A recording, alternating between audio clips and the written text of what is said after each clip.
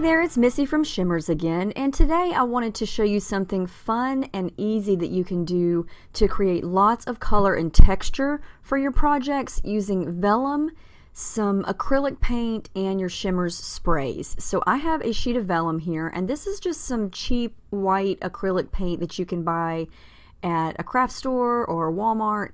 And I'm just going to brush some on to the vellum here, and this is going to toughen up the vellum just a little bit, but it's also going to add to the texture. And you know, you don't have to use the paint. You could do this just with the sprays, but I think this paint layer kind of helps it be a little stronger when you have the finished product here, and it's also going to kind of warp your paper. Now you definitely want to like texture and warping for this technique, because vellum, the wetter it gets, the more it's going to start to warp. You're going to see this here. I'm using some pinks and oranges. I've got pretty and pink colorings, pink stilettos colorings, Caribbean sunset vibes, and sweetheart vibes. And I love all four of these colors, and I love them together. And you can see here that this vellum is really wet, and it creates these little mountains and valleys of texture. And you can see the liquid just kind of seeps into those little valleys. And I'm just going to use my brush here to kind of spread it around a little bit more.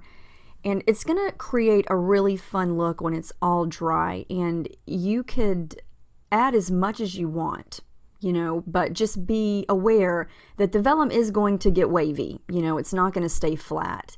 And that's the whole point of this technique, I think, because you want to create that bumpy look in order for it to give it all that texture. So you can give it a little zap with the heat gun. You can let it dry naturally. I'm going to use a napkin here to dab up a little bit and then come back with the heat gun. And I love how this looks. Now the paper is really crunchy. It's really stiff and it feels bumpy to the touch. But what I'm going to do is cut off the excess piece here to make it close to the edge, and I'm going to use my heart punch and create some hearts. And I know I use hearts a lot. You could do squares, circles, banners, whatever punch shape you have. And I like to trim close to the edge there so you could get the full effect of the mixed media there with the stamp. Or not the stamp, the punch. So when I run out of room for the big one, I'm going to grab my small heart punch there and use as much of this paper as I can. So I turned something really messy into something neat with these hearts. So now you've got messy, neat hearts, and they're very, very textured. You can see the bumps on there. You can see how they're kind of crinkled up, and that's what I love about vellum, is it's crinkly, you know, and you can touch these and it's going to feel very bumpy. And I love how that looks. This is a great way to create your own embellishments. I did another one off camera here with blue and yellow.